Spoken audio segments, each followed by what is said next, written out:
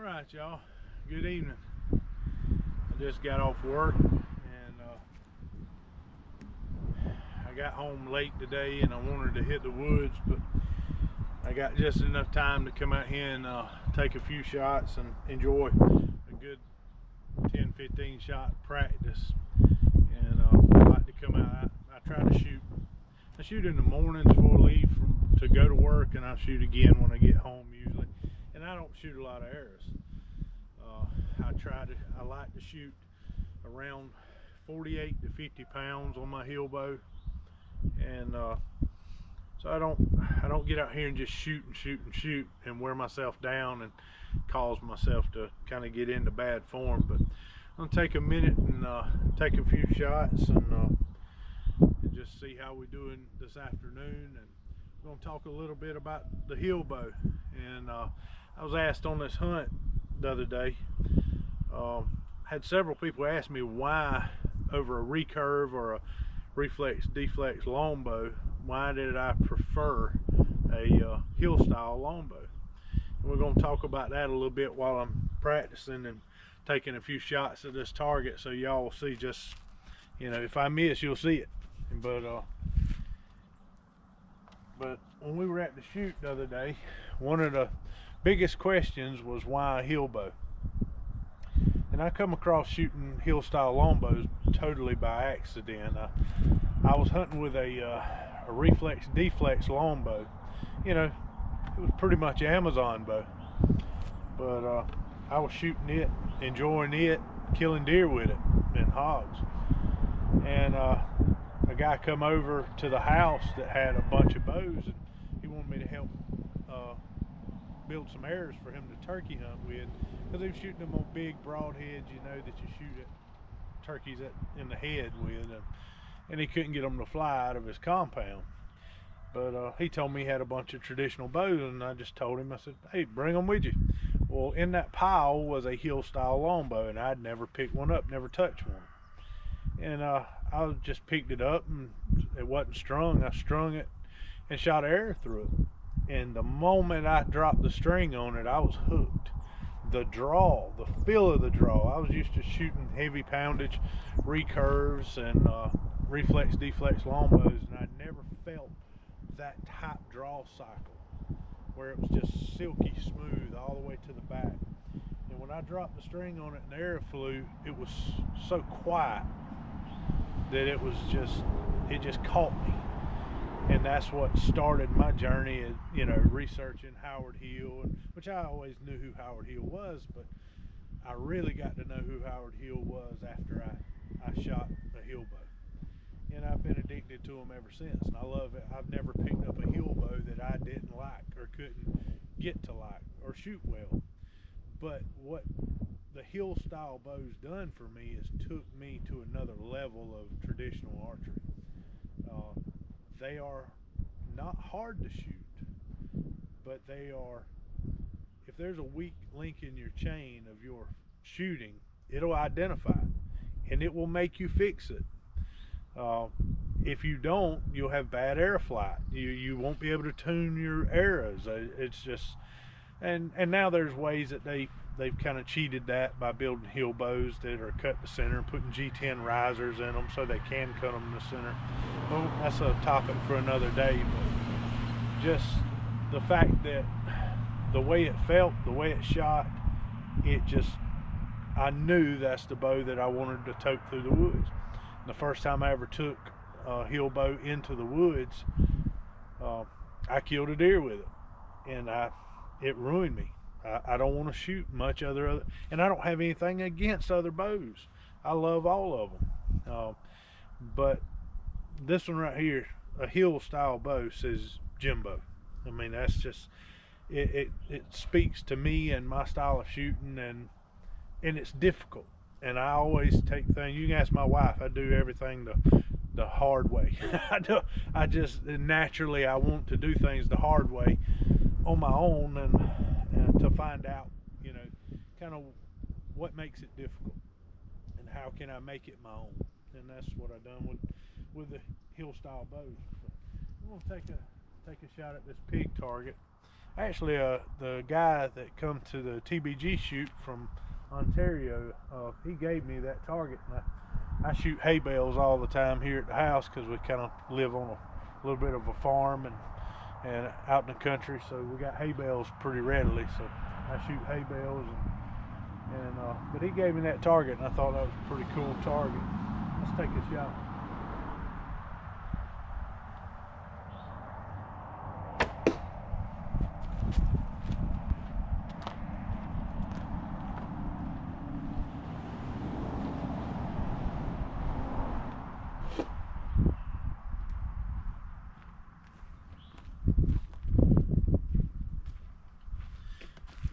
But as far as the hill style bows, they are very finicky, or can be very finicky to new shooters.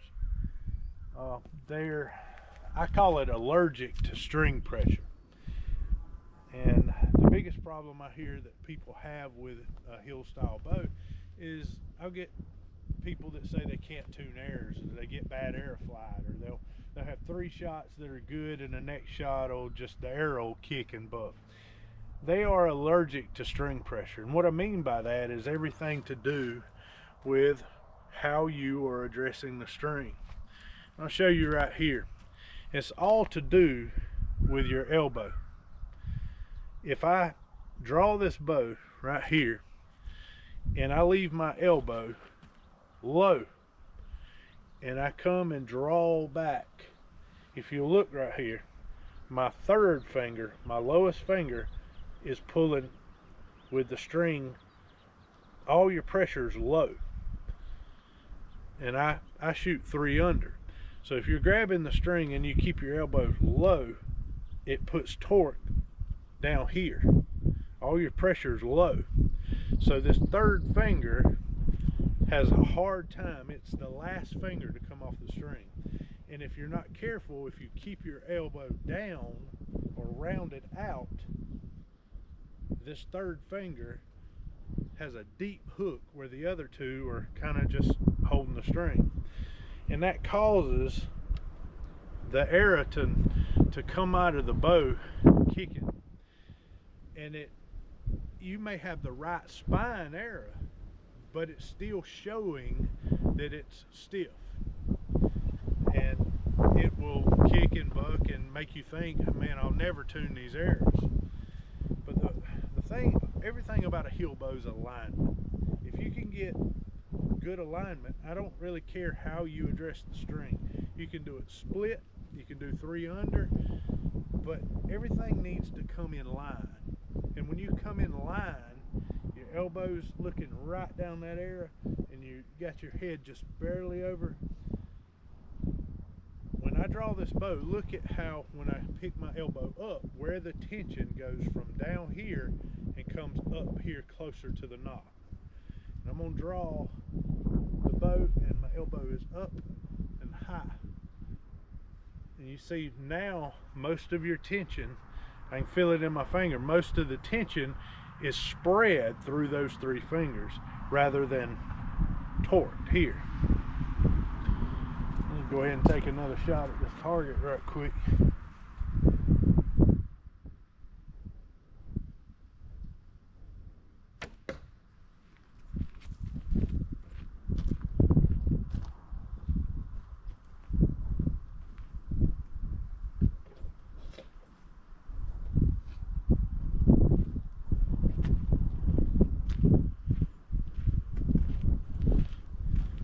So it's really, there's a book called Hunting the Hard Way, and I was talking to a guy the other day. I said, is it really? It's not any harder. It's that the hill bows they force you to be a better archer. Right. I just put, if y'all can see it, I put a Coke can up there on the bail, and so I practiced shooting the hog silhouette, then I practiced holding at full draw for 3 seconds and then shooting, and now I'm gonna shoot at a small target, and I want to see those 2 things come together in this this part of my practice. I want to be able to hold for about 3 seconds and then execute a good shot with good alignment on a small target. Let's try and see if I can hit this can. If I miss, I miss, but it won't be the first time I've ever missed.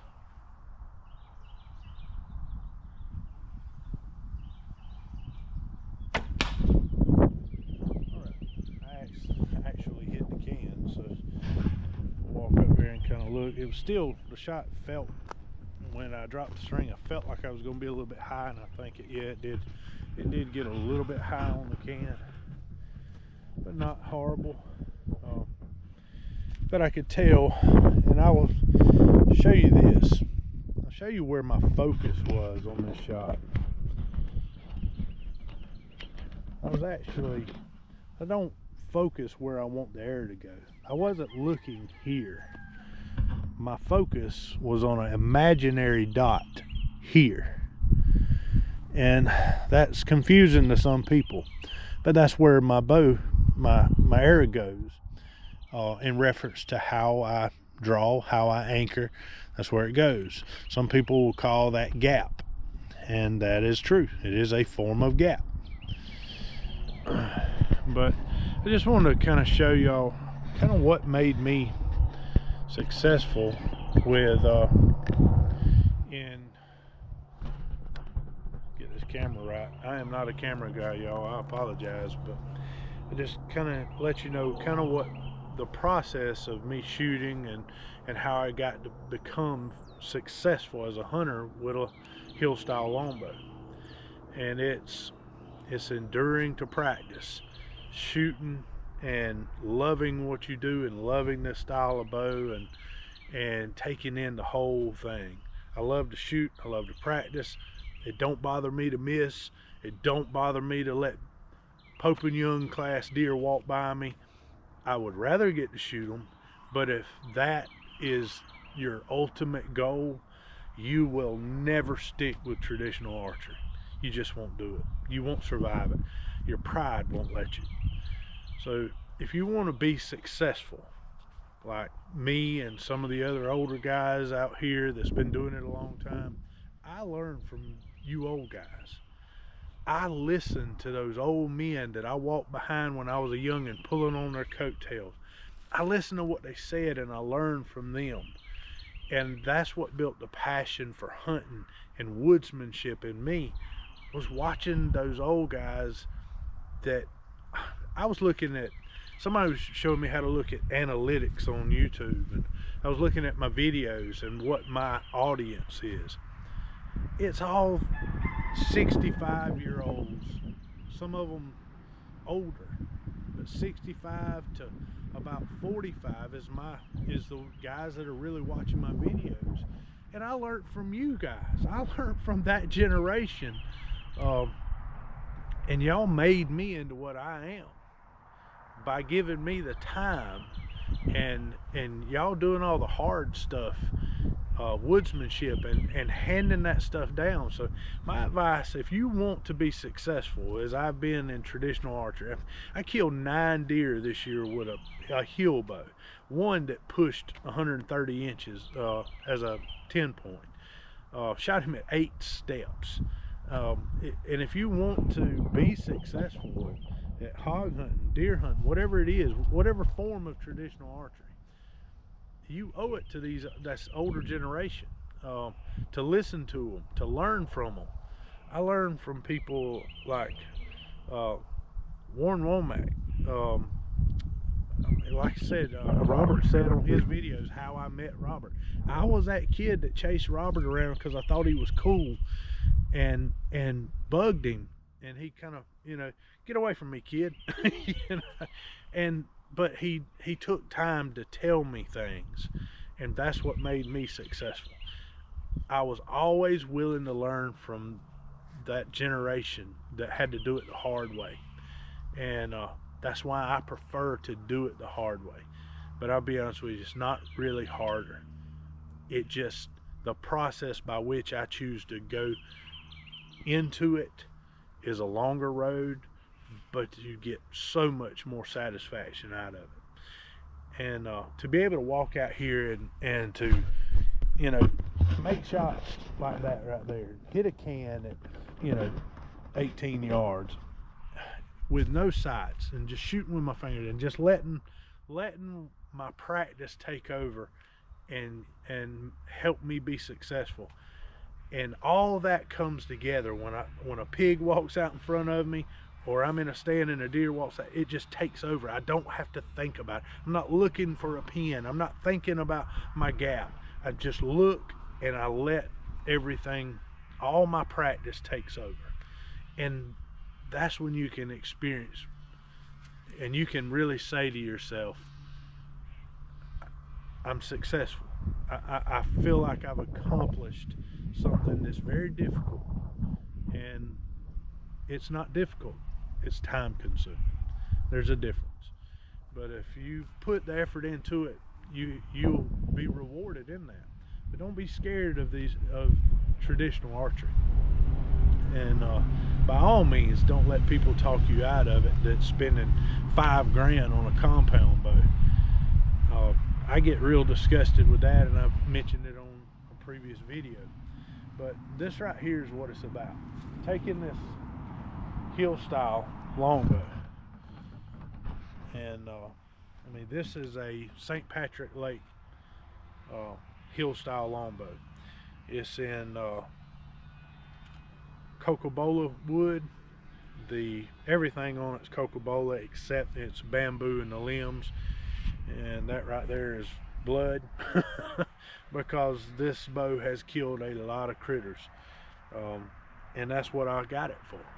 It ain't to hang on the wall to be pretty. It's to draw blood, and it's done that pretty well. And I really have enjoyed this bow. This bow was built by Eric Hoff at St. Patrick Lake, and I like all hill bows. I like the creek walkers. One of the first ones I ever shot was a Northern Mist. I loved it. But I love the handle on a St. Patrick Lake. I love the refined look of them. And I've never shot a hill bow that I didn't like. But that's it. That's just a day of us talking and practicing, and there's going to be some, you know, we're winding down to the end of small game here in Georgia, and I'm going to be going around. I'll tell you this, there's going to be a lot more than me just hog hunting. I am a big deer hunter. I shoot a lot of deer with a, you know, traditional bow, and we're going to go around, and I do it this time of the year when small game goes out. Right before turkey season comes in, I actually go into the woods because I hunt a lot of private farmland here at home, and we'll go around and clean up some setups that I always kill deer off of, and we plant a lot of fields, and I hunt primarily trails. Don't have a whole lot of feed trees here. It ain't like the river swamp where you go find that golden feed tree, where you're hunting agriculture fields and they can come out in different areas, different spots, and buck hunting is a little bit different in these you know, agriculture farmlands that I hunt here. And I do hunt a lot of swampland too, deer hunt, but you'll see a lot of agriculture, a lot of soybeans and peanut fields and things of that nature. But I've learned how to be successful at getting close to deer here by hunting trails, and I hunt a lot off the ground. I usually wind up killing 2 or 3 deer a year off the ground, wearing a, you know, a semi-ghillie suit, and just sitting in a chair on the ground on trails, going back into between bedding and the agriculture fields, peanuts and soybeans. But if y'all stay with us, I thank y'all for watching my videos. It's been amazing to me to see how many people actually show interest in the love that I have for traditional archery in the woods, and God mainly. All things that He's given into my hands, I worship Him, and He has made my life great. Whether I have things or He takes it away from me, I could lose it all, and I'll still worship before my God and my Lord. But he's blessed me in ways I can't explain. But he's given me a talent and a love for the woods and traditional archery, and I want to share it with y'all. And if y'all would subscribe to my channel, and we'll have a lot of conversations, enjoy hunting together, and you'll get to go along with me on everything I kill this coming up deer season. And we've already started off, had a pretty good end of deer season, you know, killing pigs in the river swamp. And turkey season's coming up. We got a lot of turkeys, but we'll be back on them pigs right before deer season. So y'all hang out with us, and everybody you know, tell them to subscribe, because when they subscribe to my channel, it encourages me to get this camera out and hit that record button. But thank y'all for watching. I'll be praying for y'all. I thank y'all for all of your comments and following along with me. Y'all have a blessed day.